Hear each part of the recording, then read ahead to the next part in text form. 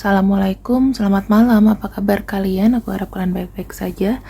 Dan untuk tema kali ini adalah kau bukan sembarang orang, kenapa banyak yang nyaman berada di dekat kamu, ya.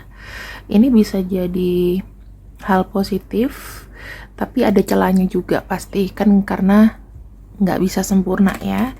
Dan pembacaan ini memang tidak bisa untuk semua orang. Kalau dirasa tidak cocok, nggak usah dipaksain, langsung skip aja, nggak usah komen yang aneh-aneh, oke? Yuk kita lihat dulu ya untuk kamu. Pikiran, tingkah laku, dan outcome. Saya membuka ya. Kamu tuh bukan sembarang orang. Kamu tuh adalah orang yang pemikir. Kelihatan nih di sini. Kamu adalah orang yang pemikir. Aku bisa ngelihat kamu itu adalah orang yang gak sembarangan mau komunikasi. Mungkin dulu kamu ekstrovert, tapi entah kenapa di sini aku melihatnya makin kesini makin introvert ya. Dan kamu tuh orangnya suka belajar. Apa yang dikatakan teori biasanya kau ikuti dalam kegiatanmu sehari-hari, di lapangan ya. Kamu ikuti ini, sebentar aku atur dulu mejanya supaya nggak terlalu kecil. Oke. Dan di sini aku akan bukakan teman-teman. Kita doain aja ya, semoga Menteri Perdagangan membuka akses luar negeri supaya ya gitu, supaya aku bisa berkreasi karena kan barang-barangnya nggak diproduksi di sini. Kita akan lihat mengapa orang itu nyaman sama kamu, ya. Kamu tuh adalah orang yang pemikir. Nah, pertama kita kulik dulu nih. Pertama karena kamu pemikir. Kenapa orang nyaman sama kamu? Padahal kamu orang yang pemikir. Nah, aku lihat di sini kamu tuh orangnya kayak tidak terburu-buru. Misalnya dalam melaksanakan sesuatu gitu.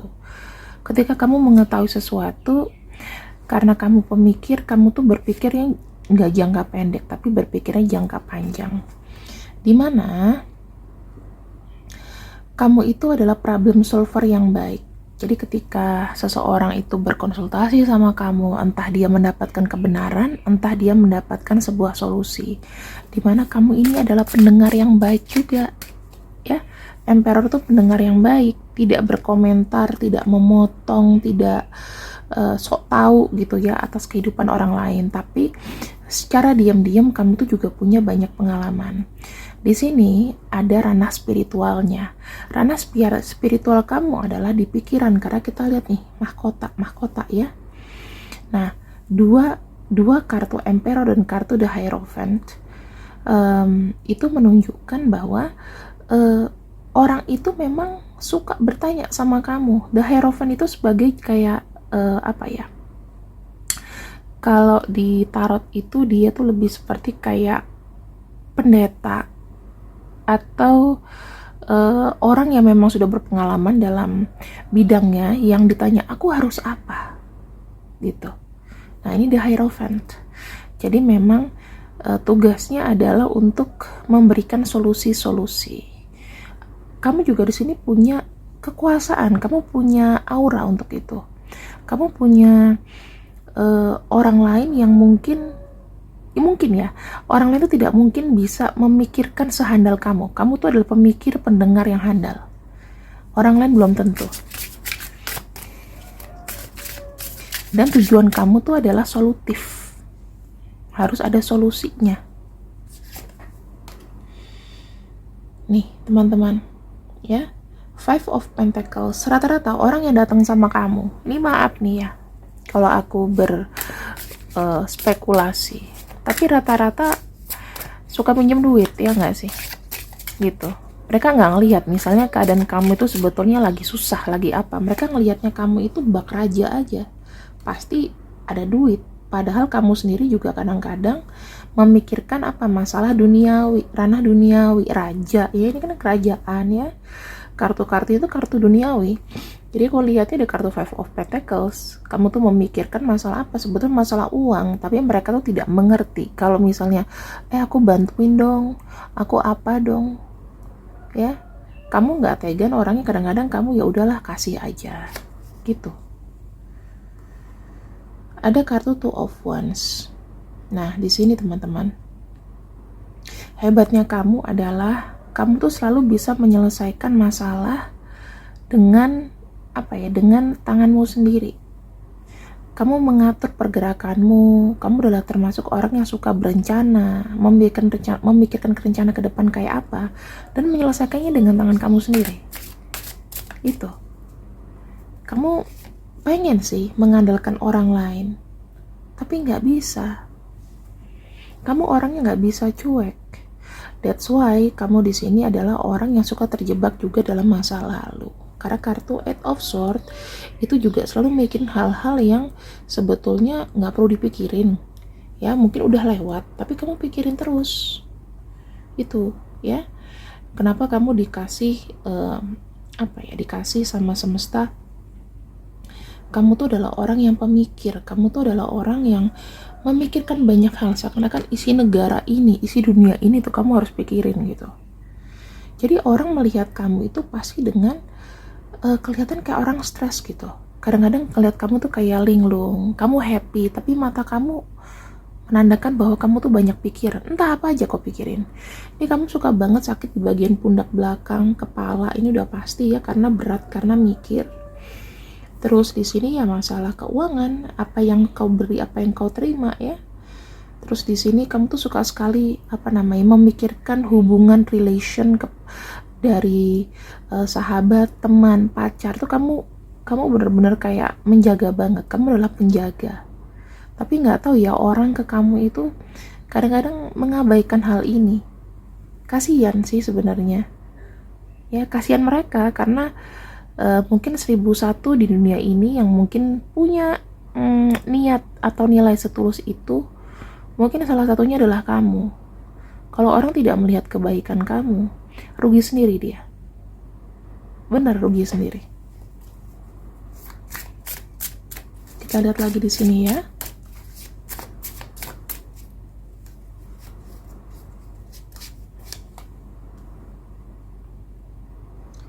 Kamu tuh orangnya tidak bergantung sama orang lain. Ya, visi kamu itu. Visi kamu selama kamu bisa mengerjakan itu sendiri, kamu tidak butuh tawaran dari orang lain. Mungkin kamu juga orangnya di sini tidak terlalu percaya dengan hal-hal yang menurut kamu nggak masuk akal gitu. Ini kan banyak tawaran. Kadang-kadang kamu juga tidak melihat peluang karena kamu kebanyakan mikir. Ini bisa jadi penghambat sih teman-teman sebetulnya. Ya, Four of Cups itu bisa jadi penghambat, dan Eight of Swords ini juga bisa jadi penghambat. Kenapa? Karena kamu suka dengan apa adanya kamu sekarang. Kamu nggak memikirkan gimana orang tuh pengen berlomba-lomba maju. Nah, kamu tuh kayak, aku udah nyaman, aku udah nggak mau keluar dari zona nyaman aku. Kadang-kadang ini yang harus diterobos.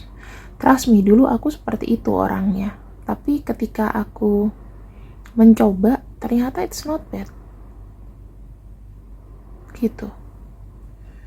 Harus mencoba, kamu maunya apa. Asal kamu fokus, serius, terus ditekunin, pasti akan jadi hasil. Kalau kamu kerja masih serabutan, masih nggak konsen, kamu akan sulit untuk manage keuangan kamu. Trust me deh. Di sini ada kartu Four of Swords. Tuh, kamu orangnya memang kadang-kadang kalau mikirin sesuatu atau kamu orangnya perasa juga. Kalau misalnya ada orang yang mungkin ngomong ke kamu rasanya nggak enak atau gimana, kamu tuh mikirin terus. Kamu gampang khawatir, mikirin keadaan kamu, mikirin nanti nextnya ini gimana. Jadi kamu tuh selalu punya rasa kayak deg-degan mau terima rapot terus gitu, kurang santai, ya. Dan aku bilang di sini,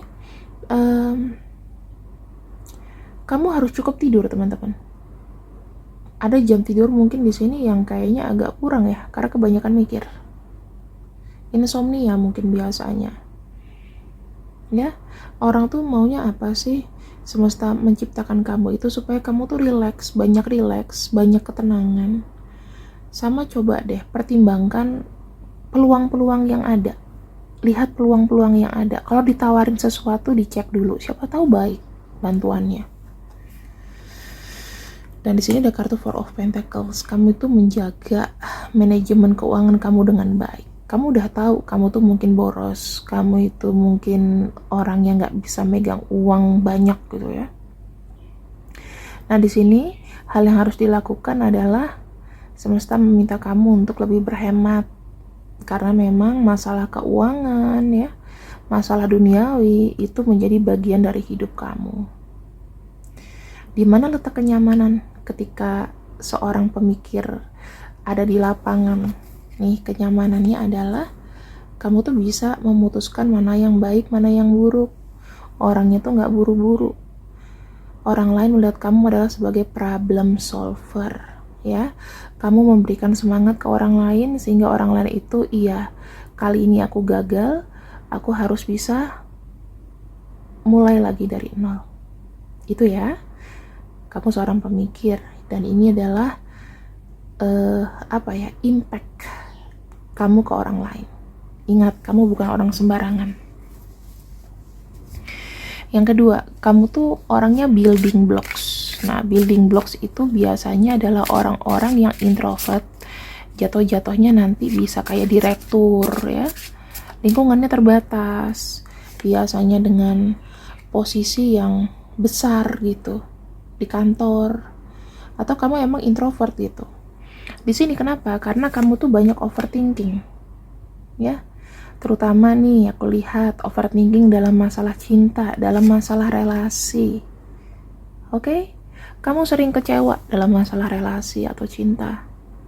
Sehingga kamu tuh pikirin bener dengan siapa kamu mau bergaul. Entah itu pertemanan, kamu tuh juga suka dihianatin. Kamu belajar di situ. Kamu mungkin tadinya ekstrovert aku bilang, tapi karena banyak yang nyakitin, terus tiba-tiba nggak tahu mereka kesetanan sendiri, terus nyakitin kamu, ngomongin kamu yang aneh-aneh, yang nggak jelas, itu ngebuat kamu jadi kayak, ya ampun, gue tuh salah apa sih? Mendingan aku diem aja deh, gitu kan? Ada kartu Eight of Swords, ya. Dengan kamu building blocks, kamu tuh lebih bisa fokus, kamu lebih seneng kerja sendiri tuh ya. Eight of Wands, Seven of Wands. Kalau aku tadi bilang sword, mungkin aku salah. Ini Eight of Wands, Seven of Wands ya. Wands, jadi wands, tongkat. Di sini kamu lebih bisa fokus ketika kamu mengerjakan semuanya sendiri, walaupun itu dicela, itu adalah bentuk kesuksesan kamu. Jadi buat kamu di sini udah kamu pemikir, kamu orangnya itu bisa fokus kok sama kehidupan sendiri. Asalkan kamu benar-benar niteni atau benar-benar memperhatikan kondisi dari mental kamu juga, kondisi dari manajemen waktu kamu juga. Karena Eight of Wands di sini itu ibaratnya kamu tuh lebih banyak bisa bergerak kalau kamu sendiri. Justru kalau kamu berada dalam satu tim, wah hancur sih. Dengan kamu sendiri, kamu tidak suka menularkan resiko ke orang lain. Makanya kalau yang kerja kayak gini biasanya bagusnya adalah pengusaha. Walaupun ini nggak semua. Susah bekerja sama dalam tim. Mungkin kamu dalam tim tapi kamu punya tanggung jawab sendiri, itu lebih bagus. Saran aku di sini, coba deh kalau kamu yang kerja di kantor atau apa ya, fokus sama kerjaan kamu. Jangan suka membawa hubungan relasi atau pribadi ke kantor. Ya, kadang-kadang orang yang pemikir itu biasanya kalau kerja itu pasti akan gak konsen karena terbawa hal pribadi, apalagi kalau lagi berantem sama pacarnya, lagi berantem sama suami atau istrinya, lagi musuhan sama teman kantor, itu kamu gak bisa fokus, seakan-akan tuh kamu tuh kayak orang yang gak enakan dan bersalah gitu. Ini yang menghambat karir kamu sih. kinerja kamu jadi sembarangan, kamu juga orangnya harus terbiasa dipush sama orang. Kalau kamu kerja di kantor harus siap dipush sama atasan, either atasan kamu tuh suka atau enggak ya, tapi rata-rata sih kalau aku bilang orang-orang yang pinker dengan building block seperti ini biasanya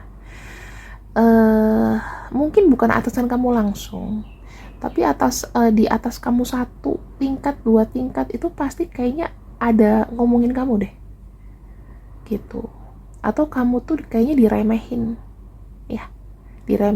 padahal sebenarnya kamu tuh mungkin belum bisa menggali potensi. Mungkin tanpa harus kerja ikut orang, kamu bisa membuktikan gitu loh bahwa yang lainnya tuh gak lebih baik dari kamu, cuman kamu belum ada tahu aja potensinya apa.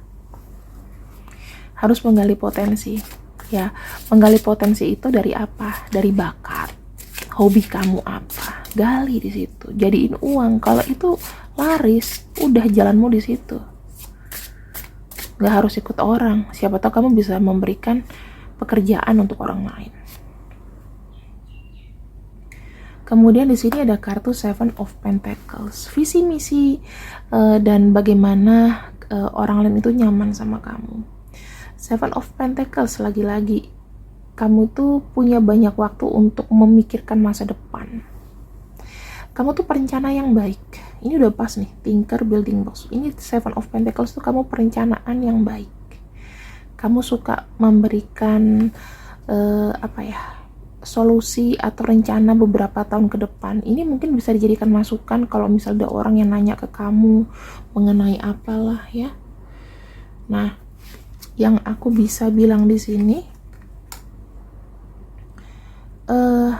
kamu tuh adalah orang yang bisa memberikan keputusan terbaik. Jadi misalnya ada planning jangka panjang ya, visi misinya semesta itu memberikan kamu tuh adalah orang yang bisa memutuskan segala sesuatu. Kamu adalah pengambil keputusan yang baik. Nah, saya buka lagi satu di sini, tadi soalnya nempel ya. Nah, di sini ada kartu Five of Swords ya. Five of Swords intinya adalah apapun keputusan yang kau ambil harus hati-hati, karena jika kamu sudah membuat sebuah rencana, kamu udah building blocks nih, kamu harus simpen rencana kamu sendiri. Kalau kamu terlalu frontal, pamer ini pamer itu, trust me, banyak yang niru. Kamu tuh inspirator. Banyak juga yang mau nyakitin kamu, banyak juga yang mau ngebuat kamu menderita dalam melaksanakan sesuatu atau merencanakan sesuatu. Harapannya adalah baik-baik memutuskan akhirnya. Gitu ya. Kalau kamu benar memutuskan, maka kamu akan jadi pemenang. Tapi kalau kamu salah memutuskan, kamu akan jadi loser. Hidup kamu ini penuh resiko. Mungkin kamu adalah 1001 orang yang diberikan beban yang cukup berliku-liku di hidupnya. Tapi kamu bukan orang sembarangan.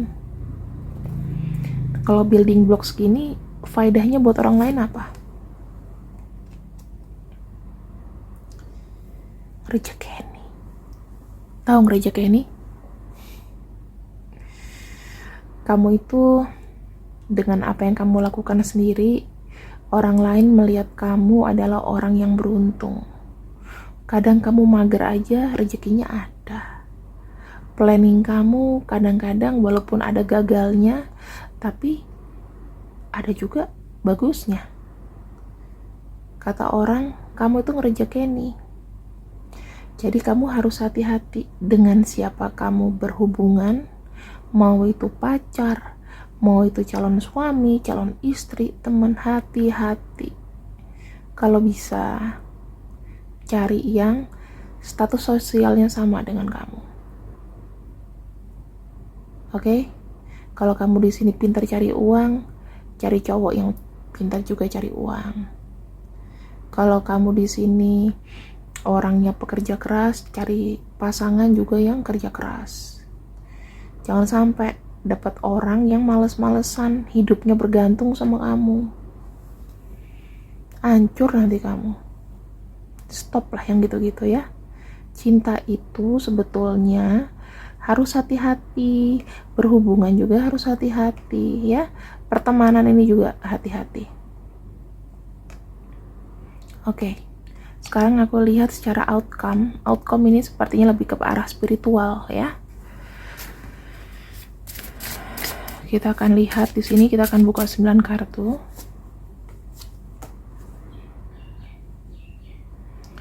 The Magician. Kamu tuh sebetulnya punya bakat menciptakan sesuatu. Saran aku, pikir-pikirin di sini ya, untuk bekerja sampingan, untuk bekerja sesuai dengan bakat kamu. Misal, kayak aku tarot, ya alhamdulillah gitu. Misalnya kamu punya hobi apa, masak atau apapun yang tercipta dari tangan kamu, itu akan memberikan ketentraman ketika kamu konsentrasikan. Kamu gak boleh aneh-aneh, harus ikut rulesnya. Misalnya kamu itu mau jadi masuk ke bidang kuliner, kamu harus ikutin nih rules masaknya gimana, rules meraciknya gimana, gak usah ngide gitu, dengan apa adanya kamu. Terus kalau misalnya kamu sudah mendapatkan ilmunya, kamu baru boleh berkreasi. Tapi jangan berkreasi kalau ilmunya masih setengah-setengah. Harus pakem dulu ilmu dasarnya ya, baru kamu bisa menciptakan sesuatu. Kalau cuma setengah-setengah, jangan dulu. Belajar dulu, karena di sini kamu diberikan kemampuan untuk mengikuti aturan yang sudah ada, mengikuti aturan semesta. Hidup kamu tuh harus lurus.